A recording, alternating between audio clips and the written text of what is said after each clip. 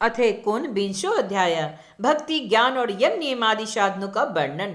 भगवान श्री कृष्ण कहते हैं, उद्धव जी, जिसने उपनिषदादि शास्त्रों के श्रवण मनन और निध्यासन के द्वारा आत्म साक्षात्कार कर लिया है, जो क्षत्रिय एवं ब्रह्मनिष्ठ है, जिसका निश्चय केवल युक्तियों और अनुमानों पर ही निर्भर नहीं करता, दूसरे शब्दों में जो केवल प्रोक्ष ज्ञानी नहीं है, वह यह जानकर कि संपूर्ण द्वैत प्रपंच और इसकी निवृत्ति का साधन वृत्ति ज्ञान माया मात्र है, उन्हें मुझसे लीन कर दे, वे दोनों ही मुझ आत्मा में अध्यस्त है, ऐसा जान ले।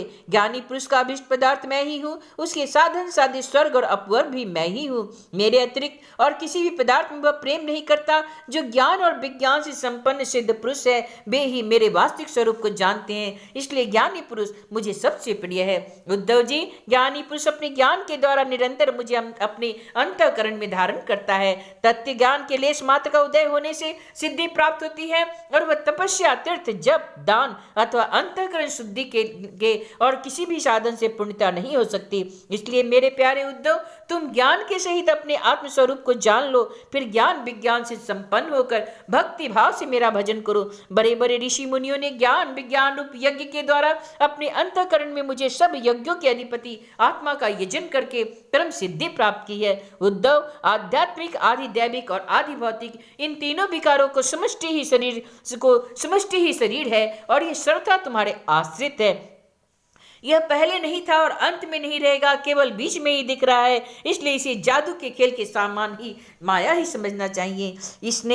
इसके जो जन्मना, रहना, बढ़ना, बदलना, घटना और नष्ट होना, ये 6 भाव विकार है, इससे तुम्हारा कोई संबंध नहीं। यही नहीं, ये विकार उसके भी नहीं है, क्योंकि यह स्वयं असत है। असत वस्तु तो पहले नहीं थी, बाद में भी नहीं रहेगी, इसलिए बीच में भी उसका कोई अस्तित्व नहीं है। उद्धव जी ने कहा, विश्व रूप परमात्मन, आप ही विश्व के स्वामी हैं। आपका यह वैराग्य और विज्ञान से युक्त सनातन एवं विशुद्ध ज्ञान जिस प्रकार सुदृढ़ हो जाए, उसी प्रकार मुझे स्पष्ट करके समझाइए, और उस अपने भक्ति योग का भी वर्णन कीजिए, जिसे ब्रह्मा आदि महापुरुष भी ढूंढा करते हैं। हे मेरे स्वामी, जो पुरुष इस संसार के विकट मार्ग में तीनों तापों के थपेरे खा रहे हैं और भीतर और बाहर जल भून रहे हैं, उनके लिए आपके अमृत वर्षी युगल चरणार बिंदु की छत्र छाया के अतिरिक्त और कोई भी आश्रय नहीं दिखता। हे महानुभाव, आपका यह सेवक केवल अंधेरे कुंभ में पड़ा हुआ है, काल रूपी सर्प ने इसे डस रखा है, फिर भी विश्व के क्षुद्र सुख भोगों की तीव्र तृष्णा मिटती नहीं, बढ़ती ही जा रही है। आप कृपा करके इसका उद्धार कीजिए और इससे मुक्त करने वाली वाणी की शुद्धा धारा से इसे सरोवर कीजिए। भगवान श्री कृष्ण ने कहा, उद्धव जी, जो प्रश्न तुमने मुझसे किया, यही प्रश्न धर्मराज युधिष्ठिर ने धार्मिक शिरोमणि भीष्म पितामह से किया था। उस समय हम सभी लोग वहां विद्यमान थे, जब भारतीय महायुद्ध समाप्त हो चुका था और धर्मराज युधिष्ठिर अपनी स्वजन संबंधियों के संहार से शोक विहल हो रहे थे। तब उन्होंने भीष्म पितामह से बहुत ही धर्मों का वर्णन सुनने के पश्चात मोक्ष की साधनों के संबंध में प्रश्न किया। उस समय भीष्म पितामह के मुख से सुने हुए मोक्ष धर्म में मैं तुम्हें सुनाऊंगा, क्योंकि वे ज्ञान, वैराग्य, विज्ञान, श्रद्धा और भक्ति के भाव से परिपूर्ण थे।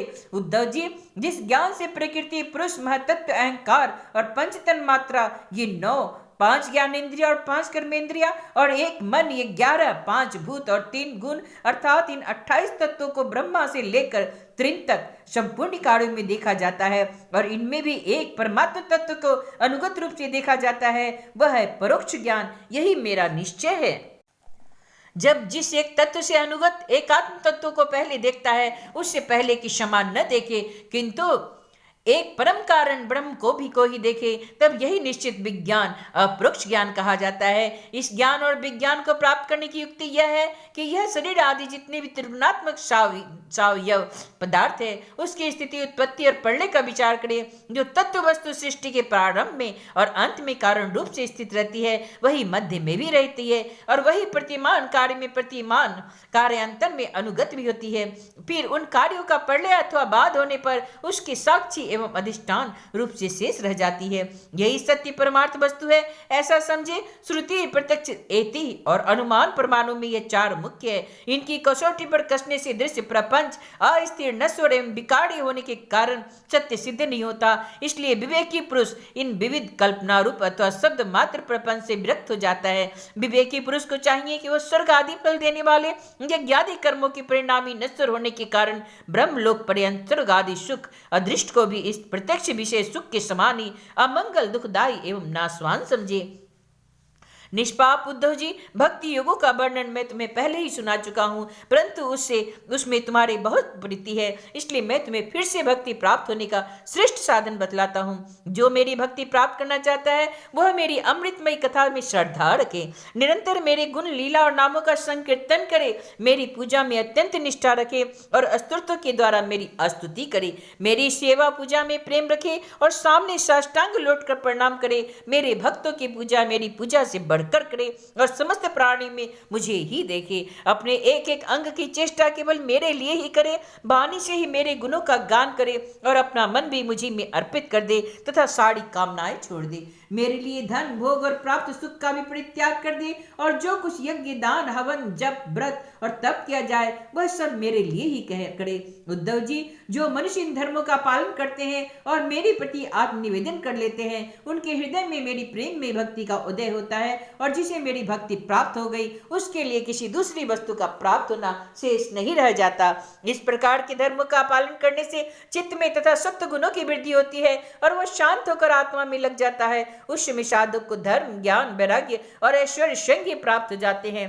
यह संसार विविध कल्पनाओं से भरपूर है, सच पूछो तो इसका नाम तो किंतु कोई वस्तु नहीं है। जब चित्त इसमें लगा दिया जाए तब इंद्रियों के साथ इधर उधर भटकने लगता है। इस प्रकार चित्त में रजोगुण की बाहर आ जाती है, वह असत वस्तु में लग जाता है और उसके धर्म, ज्ञान आदि भी तो लुप्त हो ही जाते हैं। वह अधर्म, ज्ञान और मोह का भी घर बन जाता है। हे उद्धव, जिससे मेरी भक्ति हो वही धर्म है, जिससे ब्रह्म और आत्मा की एकता का साक्षात्कार हो वही ज्ञान है, विषयों में असंग निर्लेप रहना ही वैराग्य है और अणिमादि सिद्धियां ही ऐश्वर्य है। उद्धव जी ने कहा, रिपुसुदन, यम और नियम कितने प्रकार के हैं? श्री कृष्ण, सम क्या है, दम क्या है, प्रबोध, तितिक्षा और धैर्य क्या है? आप मुझे दान, तपस्या, सूरता, सत्य और रित का भी स्वरूप बतलाइए। त्याग क्या है, अभिष्ट धन कौन सा है, यज्ञ किसे कहते हैं और दक्षिणा क्या वस्तु है? हे श्रीमान केशव, पुरुष का सच्चा बल क्या है, भग किसे कहते हैं और लाभ क्या वस्तु है? उत्तम विद्या, लज्जा, श्री तथा सुख और दुख सुख क्या है? पंडित और मूर्ख के लक्षण क्या है? सुमार्ग और कुकर्म का कर्म क्या है? स्वर्ग और नरक क्या है? भाई बंधु किसे मानना चाहिए और घर क्या है? धनवान और निर्धन किसे कहते हैं? कृपण कौन है और ईश्वर किसे कहते हैं? हे भक्त वत्सल प्रभु, आप मेरे इन प्रश्नों का उत्तर दीजिए और साथ ही इनके विरोधी भावों को भी व्याख्या कीजिए। भगवान श्री कृष्ण जी ने कहा, यम 12 है, अहिंसा, सत्य, असत, असंगता, लज्जा, असंचय, आस्तिकता, ब्रह्मचर्य, मौन, स्थिरता, क्षमा और अभय। नियमों की संख्या भी 12 है। शौच, जप, तप, हवन, श्रद्धा, अतिथि सेवा, मेरी पूजा, तीर्थ यात्रा, परोपकारी की चेष्टा, संतोष और गुरु सेवा। इस प्रकार यम और नियम दोनों की संख्या 12 है। ये सकाम और निष्काम दोनों प्रकार के साधकों के लिए उपयोगी है। उद्धव जी, जो पुरुष इनका पालन करते हैं वह यम नियम उनके इच्छा अनुसार उन्हें भोग और मोक्ष दोनों प्रदान करते हैं। बुद्धि का मुझ में लग जाना ही सम है, इंद्रियों के संयम का नाम दम है, न्याय के प्राप्त दुख के सहने का नाम तितिक्षा है, जीव और जनेंद्रियों पर विजय प्राप्त करना धैर्य है, किसी से द्रोह न करना, सबको अभय देना दान है, कामनाओं का त्याग करना तप है, अपनी वासनाओं पर विजय प्राप्त करना ही शूरता है, सर्वत्र शम स्वरूप सत्य स्वरूप परमात्मा का दर्शन ही सत्य है। इसी प्रकार सत्य और मधुर भाषण को ही महात्मा ने रित कहा है।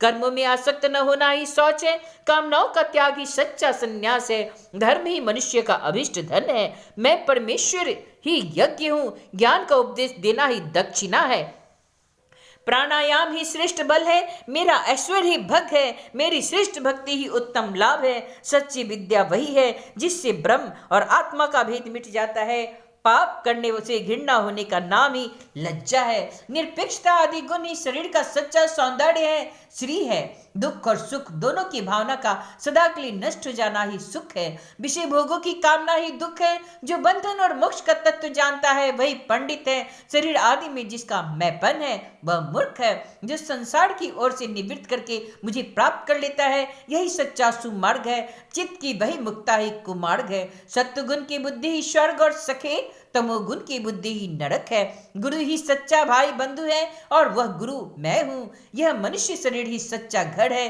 तथा सच्चा धनी वह है जो गुणों से संपन्न है, जिसके पास गुणों का खजाना है। जिसके चित्त में असंतोष है, अभाव का बोध है, वह दरिद्र है। जो जितेंद्र नहीं है वही कृपण है। समर्थ, स्वतंत्र और ईश्वर वह है जिसकी चित्तवृत्ति विषयों में आसक्त नहीं है। इसके विपरीत जो विषयों में आसक्त है वही सर्वथा असमर्थ है। प्यारे उद्धव, तुमने जितने प्रश्न पूछे थे उसका उत्तर मैंने दे दिया। इनको समझ लेना मोक्ष मार्ग के लिए सहायक है। मैं तुम्हें गुण और दोषों का लक्षण अलग अलग कहाँ तक बताऊं, सबका सारांश इतना में ही समझ लो। गुणों और दोषों पर दृष्टि जाना ही सबसे बड़ा दोष है और गुण दोषों पर दृष्टि न जाकर अपने शांत निसंकल्प स्वरूप में स्थित रहे वही सबसे बड़ा गुण है। इति श्रीमद्भागवती महापुराणे परमहंस्यासनितायां एकादश स्कंदे एकोनविंशो अध्याय।